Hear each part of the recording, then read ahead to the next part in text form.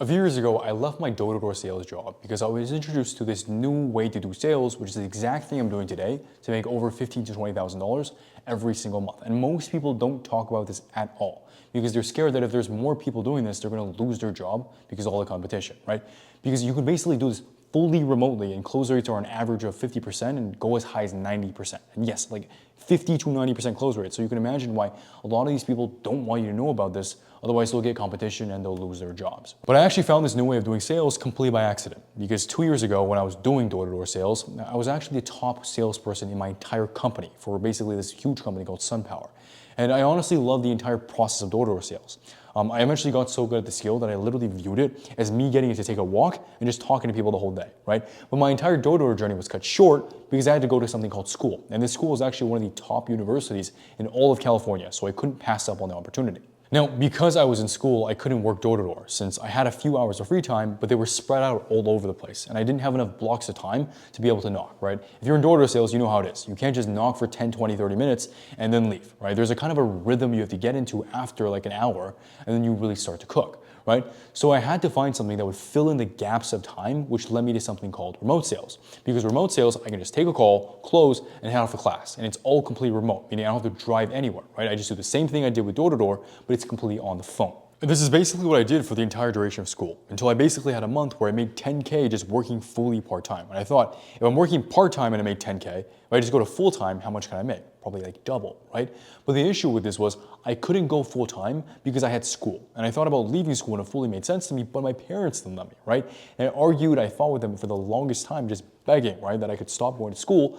And eventually they agreed with me after I told them I would just take a gap semester. So I left school and I pursued remote sales full time, which is exactly what I'm doing now. And because of the struggle I had, I want to make this video of my honest experience transitioning from door-to-door sales to remote sales so you can make the transition and get to 10K plus a month in half the time I did. So the first thing you have to realize about remote sales and door-to-door sales is that they're complete opposites of each other, okay? Door-to-door sales is very easy to find an offer, but it's very hard to sell, right? I remember when I first found an offer in door-to-door sales, I quite literally applied and I had the job within 2 days. And I noticed with door-to-door sales, it's not so much, the interview part is when you sell. Because with door-to-door sales, I mean, if you've ever done it before, right? You know, if you go in with like 20 people, half of them are gone the same week that you're there, right? And the next week, even less are there. So with door-to-door sales, the actual part that you're proving yourself, the interview process, is when you're selling. With remote sales, it's completely opposite, right?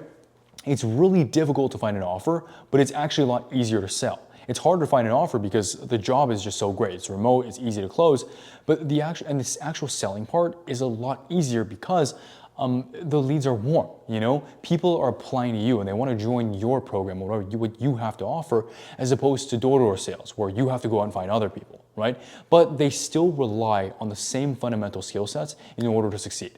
Meaning that if you want to succeed in door-to-door sales and remote sales, there's two main things you have to do, and it's just, number one, being able to push past failure, right? This is a very, very important thing. If you can't push past failure, you're not getting anywhere, right? The second thing is reflecting on what you could have done better, okay? And no, I know this sounds cliche, but trust me, this is genuinely the core skill that if you do it right, will get you to where you want to be. Because I remember with door-to-door sales and remote sales, I would not have gone far in either one of them if I didn't just, every single time I talked to somebody, I thought about what I did wrong. And then on the next basically time, like on the next call or the next door I knock, I try to fix something, right?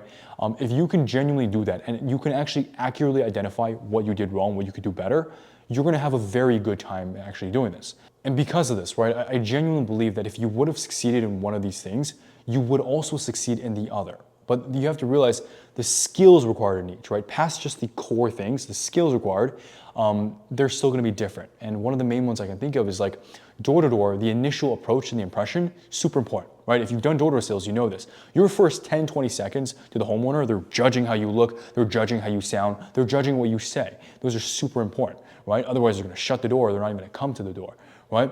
With remote sales, the initial approach, it just doesn't matter. Again, they came for you, right? So you can pretty much say whatever you want and it doesn't really matter.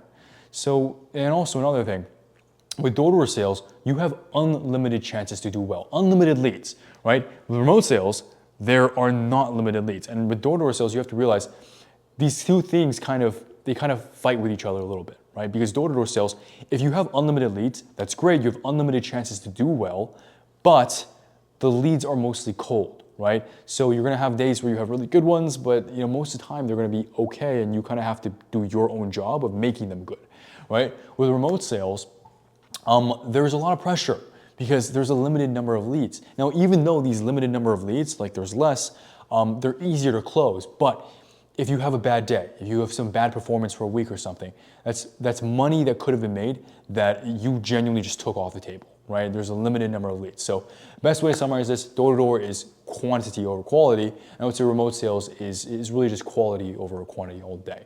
And because these required skills are so different, a lot of door-to-door salespeople, like they really struggle with the transition to remote sales. And the first thing they really struggle with is just they're too nice and they have the complete wrong frame.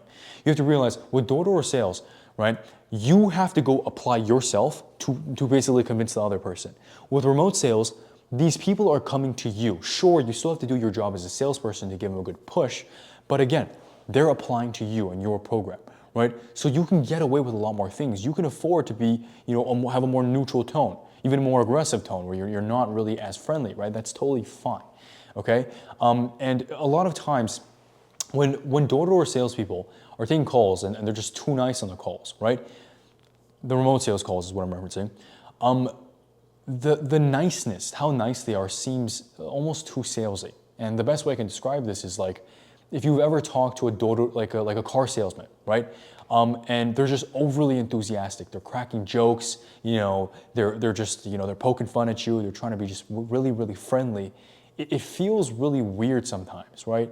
And it feels really weird because it's salesy, And this is the same impression that people on the remote sales calls get when you as a remote salesperson are just too salesy or too nice, So you have to realize this. But just because this transition is still a little bit difficult, I do think that if you have a valid reason to switch to remote sales, it's still fully worth it because first off, fully remote, right? You can quite literally work from anywhere you want. I'm from California, I work in Vegas, right? If I wanted to move to Bali, I could, and there would be no issue. The other thing is that it's flexible, right? Meaning you have time to work on other things. I remember when I was in door-to-door sales, I was walking 30,000 steps a day, and I was getting into five fights a day, basically. Not really fights, but you know what I mean. You have those difficult ones, right?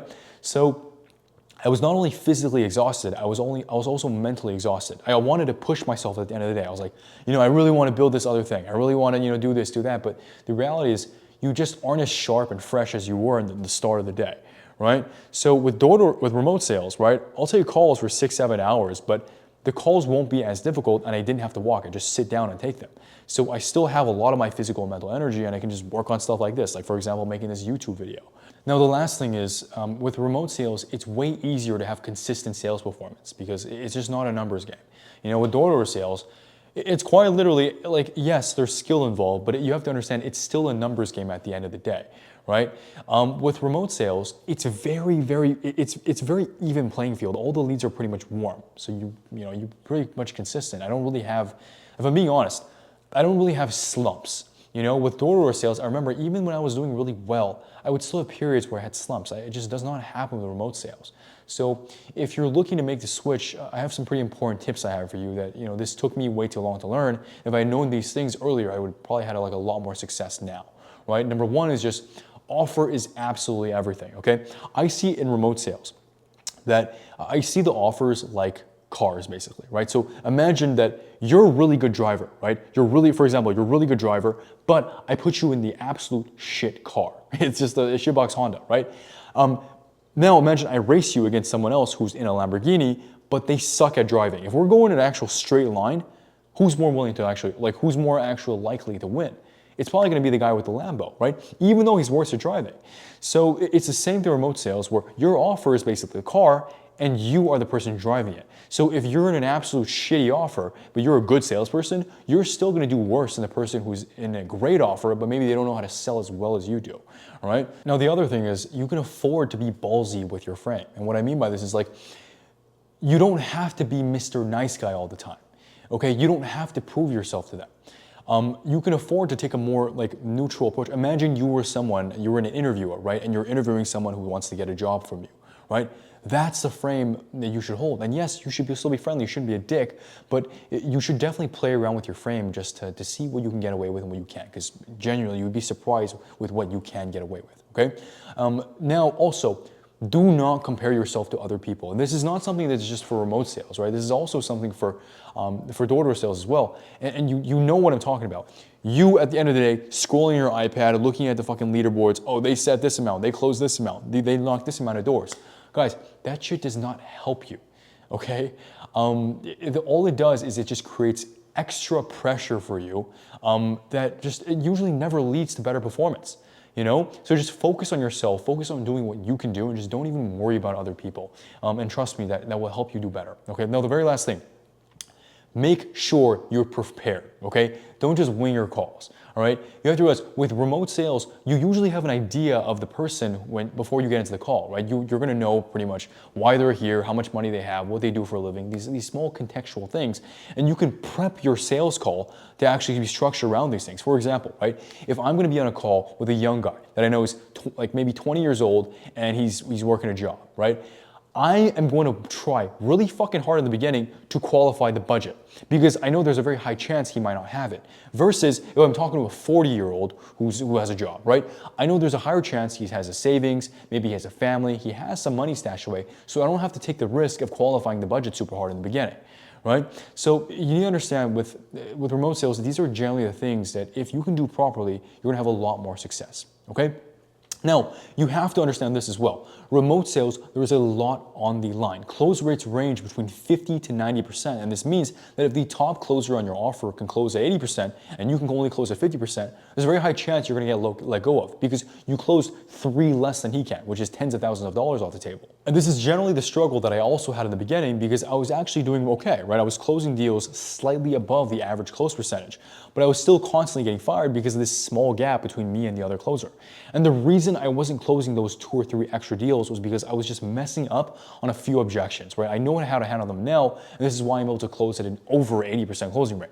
And what I realized basically, right, is that why help is so fucking important in this industry. Because if someone can just give you the way they handle a specific objection and you can use it, it saves you so much time. And just this little tip can be the difference between you closing that deal or not, which is also the difference between you getting fired from your offer or actually keeping the job. And this is exactly why I have a coaching program where I can basically guide you on the exact objections you might struggle with. And I can quite literally just see exactly what you're doing wrong, tell you what I would do instead, like just feed you exactly what to say.